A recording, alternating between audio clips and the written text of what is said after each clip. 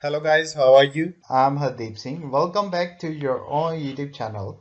IELTS updates and recent exams. For more updates related to recent IELTS exam writing test topics, listening, reading, practice test, and speaking, you got guesswork.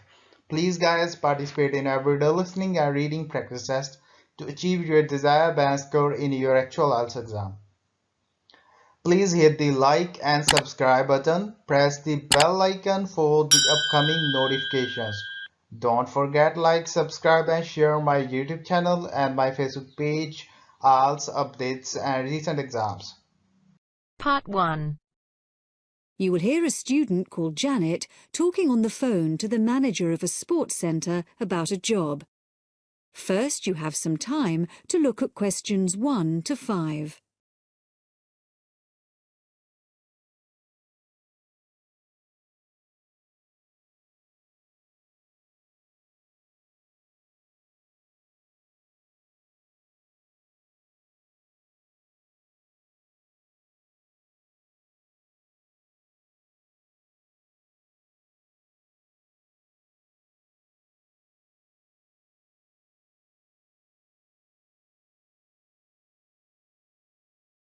Now we shall begin. You should answer the questions as you listen, because you will not hear the recording a second time. Listen carefully and answer questions 1 to 5. Hello, Whitewater Sports Centre? Hello, I wanted to inquire about a job at the centre. Right, I'll just put you through to the manager. Hello, Steve Thompson speaking. Hello, my name's Janet Willis. I'm looking for a part-time job and I saw an ad saying that you have some vacancies. I was wondering what sort of people you're looking for. Well, at present, we're looking for a part-time pool attendant. I don't know if you're interested in that. Oh, yes, definitely. Okay. Well, have you done this sort of job before? Oh, yes, I've spent the last 3 summers working for children's summer camps, so I did a lot of pool supervision. And I'm actually a sports student. Water sports is my special area. Okay. Well, no need to ask if you can swim then. No, I'm certainly not afraid of the water. So what does the job at the pool involve? You'd mainly be responsible for supervising the swimmers. We have to watch them all the time, obviously, in case of accidents. So you'd have regular shifts there. Okay. Then, as well as that, you'd have to look after the equipment that's used by the beginners classes. Right. And would I be involved in teaching them at all? I'd be quite interested in that. Well, they have their own instructor, so that's not really part of the job. The attendance job does involve taking regular water quality tests, but you wouldn't be involved in cleaning the pool or anything like that. Okay. And the ad said you wanted someone just twice a week? Yes, that's right. Can I choose which days? Well, if you'd rung up earlier, you could have done, but I'm afraid it's got to be Mondays and Wednesdays. We got someone for Tuesdays and Thursdays, and the weekends are already fully staffed. Is that going to be a problem for you? No, that should be all right. And the ad said it was evening work, right? Yeah, you start at 6, and the pool closes at 9:30, but you wouldn't get away until 10 by the time you've checked the lockers and changing rooms. Fine. Before you hear the rest of the conversation, you have some time to look at questions 6 to 10.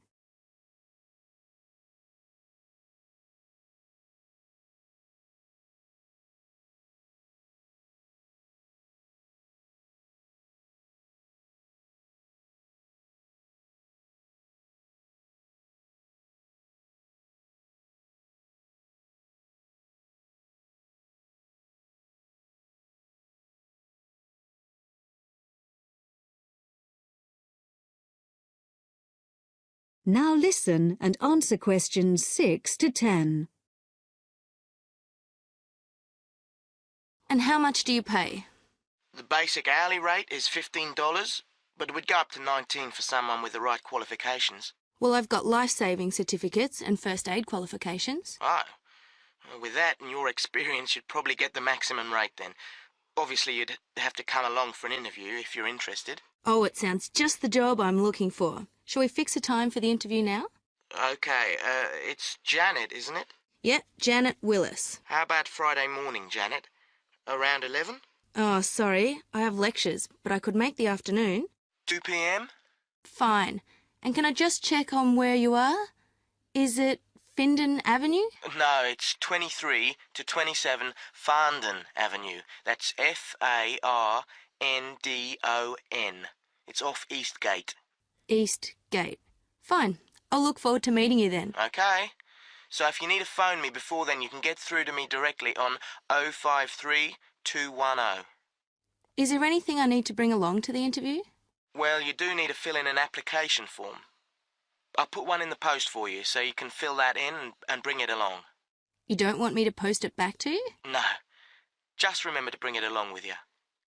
What about references? Should I bring any? Nah, but do have your certificates with you when you come. We need to see those. Great. Thanks very much then. I'll see you on Friday. Bye. Bye. That is the end of part 1. You now have half a minute to check your answers.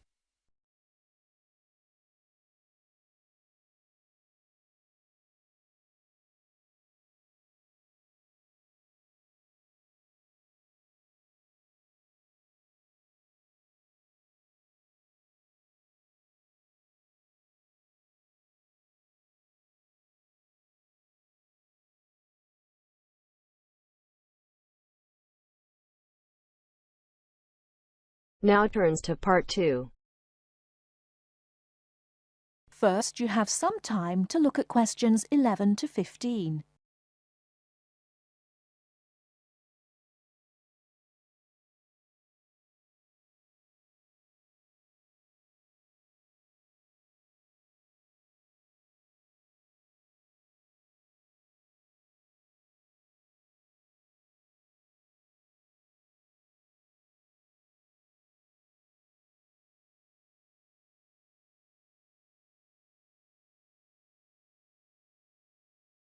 Now, listen carefully and answer questions 11 to 15. Starting at the beginning, you can see the on-off switch just beneath the two lights. Having turned the machine on, these lights now become very important. When the light on the left has gone out, you can begin making coffee, as it means the water is now hot enough. Next to that is the water level light. If this is illuminated, it means the machine does not have enough water. It is essential that you turn the machine off and add more water the moment this light comes on. Otherwise, you could damage the heating element. Once you have checked that both the heater light and the water level light are off, make sure the filter holder, that's the part with the handle just under the control panel, is in place. Once you have your cups ready, it is time to press the coffee delivery switch. That's the button just above the filter holder beside the boiler meter. Remember to take a quick look at the meter as it tells you the exact temperature of the water. On both the left and right hand side of the machine, on the same level as the filter holder, you can see the steam pipes used for heating milk.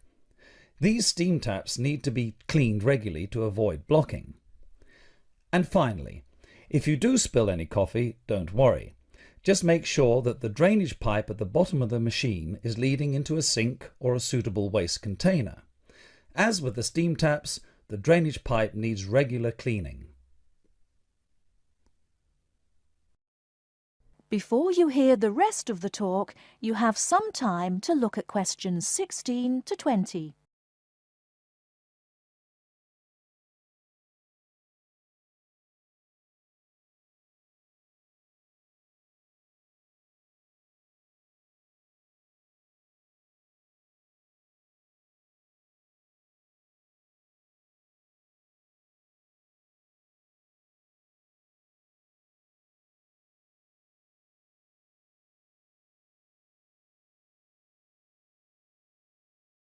Now listen and answer questions 16 to 20.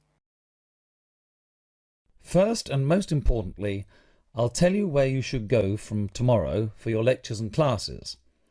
The Health Sciences building is on the west side of the campus, opposite the library, beside the History department. As you are probably aware, there are 6 modules to the course, which will take a year to complete. That's 2 modules each term. In the first module of this term, you will be looking at current laws with regard to health and safety in the workplace. Don't forget that as you progress through the course, you should be building your thesis. This will need to be completed by the end of the year. Coursework will also be credited to your final grade, but the most important part of the course is the thesis. Now, the final thing I want to tell you, and again you should know this, is that there will be a number of guest speakers throughout your course. They will come from a number of different medical backgrounds, but they will all be giving you their views on the relevance of health sciences in their occupations.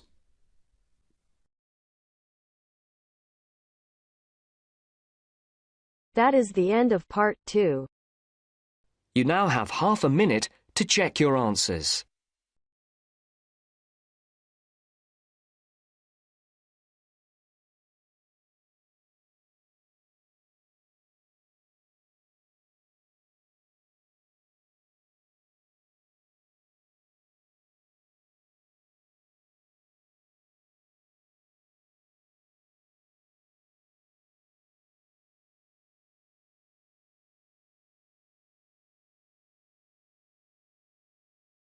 Now turns to part 3.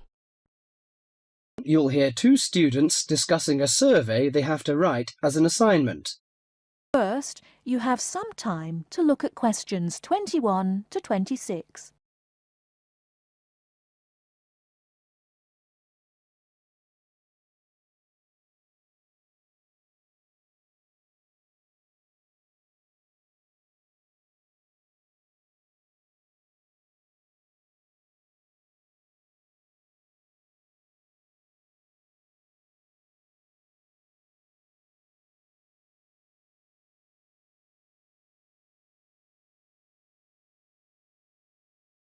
Now listen carefully and answer questions 21 to 26.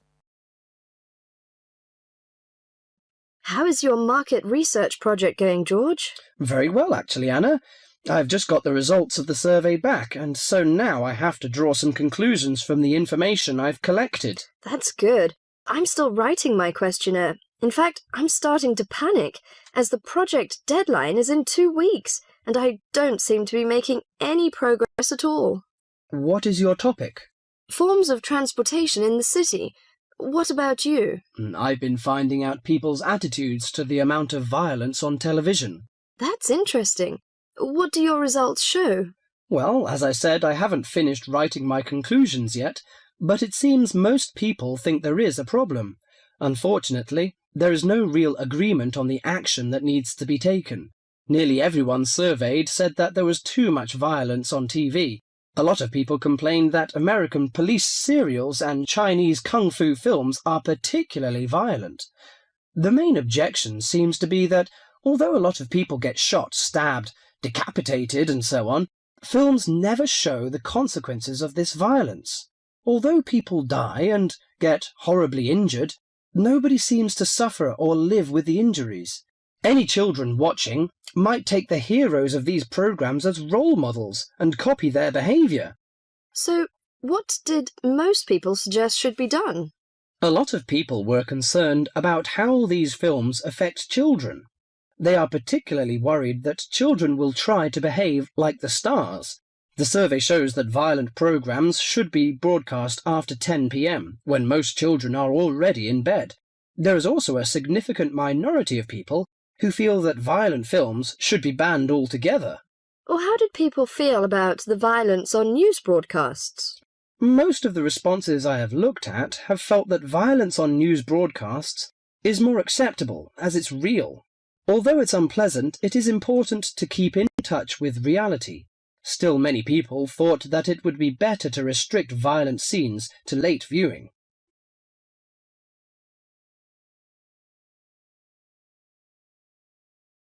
Before you hear the rest of the talk, you have some time to look at questions 27 to 30.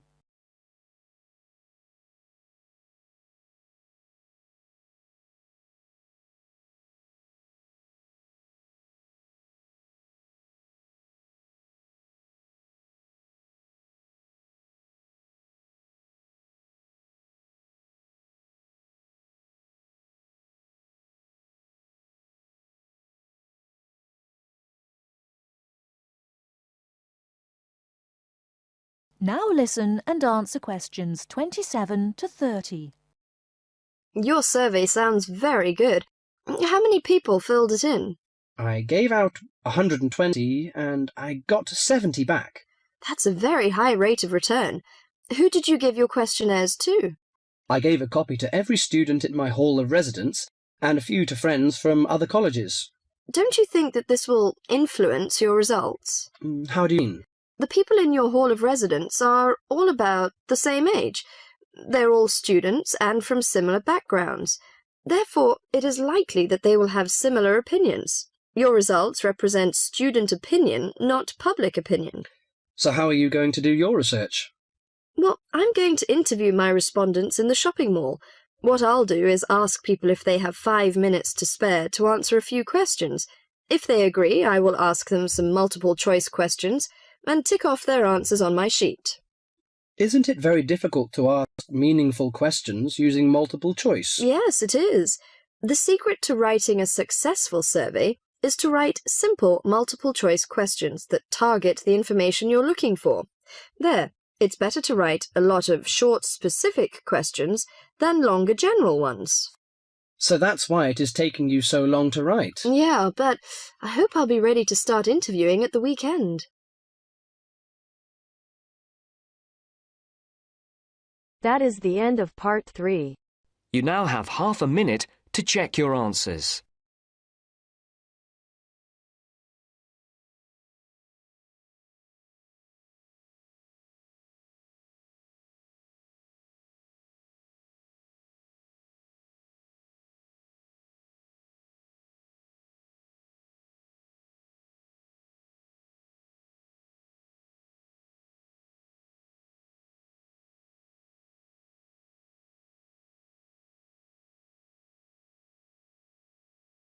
Now turns to part 4. You will hear an interview with a marketing director. First, you have some time to look at questions 31 to 40.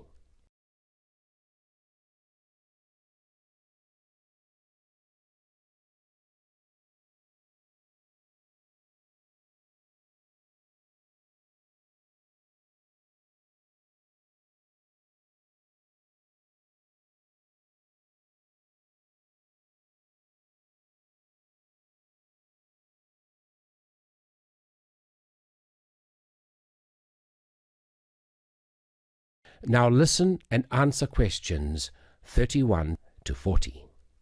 Continuing our theme of business marketing, I have with me today Mr. Brian Kinsella, who is here to talk about the differences between marketing a product and marketing a service. Good morning. Now I understand that many of you here today are interested in a career in services marketing. Well, I've been the marketing director for Oceania Travel for nearly 11 years. So I feel that I can present what I consider to be the most important aspects of marketing a service. However, before I begin, I want to clarify what I mean by services marketing. This not only means aspects like holiday destinations, but also professional services such as legal advice. In short, anyone that sells a service. Actually, a lot of the traditional services such as lawyers, accountants, etc., have not felt too comfortable marketing their services. It's almost perceived in industries such as these that the need to market indicates a weakness in the services provided. However, more and more such industries are realizing the importance of marketing to sustain their customer numbers, especially when their competitors are marketing themselves. Now, the main difference between marketing a product and a service is that the customers cannot understand exactly what the service will be. They can see a product and can comprehend exactly what the product will do for them. A service is more intangible. By that, I mean whatever each customer gains from the service is often very personal. For example, with a travel agency, clients choose to travel abroad for a multitude of motives. Some people travel overseas for the experience and really want to get to know the culture of the local people. Others wish to escape from reality, totally relax in sophisticated comfort, and be waited on hand and foot. Obviously, our clients will not be judging what we offer by the same standards, and travel agents like other such service industries, have an extremely difficult job in satisfying a range of customers from diverse backgrounds with different expectations. Our company has overcome this dilemma in a number of ways. First of all, our travel consultants are given extensive training in customer service and buyer behavior. Our aim is not just to be a profit-making organization, but also to meet and exceed the expectations or dreams of our clients. Our mission statement, in fact, is primarily to offer a service which is above and beyond the hopes of our clients. In addition, we regularly visit the tourist destinations we promote and inform all of our staff about any changes in specific areas. Not only is it important to be fully informed about every possible aspect of the service you are marketing, it is also essential to constantly improve the service offered. At Oceania Travel, we regularly conduct surveys with all of the people that visit our resorts of choice. Any negative feedback we try to remedy at once. Our clients are met by a company representative during their stay, and we have a set procedure for dealing with any complaints. Our clients are not expected to have to approach the hotel reception, as we have a 24-hour contact service direct to our representatives, and this representative should always welcome any customer problems or questions. In the event of a complaint, the representative will then try to remedy the complaint with the hotel. If the problem cannot be rectified by the hotel manager, our representative is authorized to remedy the situation him or herself. For situations beyond the representative's authority, our complaints department is contacted. The complaints department guarantees a solution within the day. If the customer is still not satisfied, they are welcome to approach our head office on their return. So you see that marketing a service is catering more for the client's expectations than anything else, and it is that which makes services marketing a very intricate business. Now that's the end of my presentation, but if there is anything you want to ask, then please feel free to do so. Thank you. That is the end of part 4. You now have half a minute to check your answers. So guys, don't forget like, subscribe and share my YouTube channel and my Facebook page. IELTS updates and recent exams. For more updates related to recent IELTS exam writing test topics, listening, reading, practice test and speaking, you got guesswork.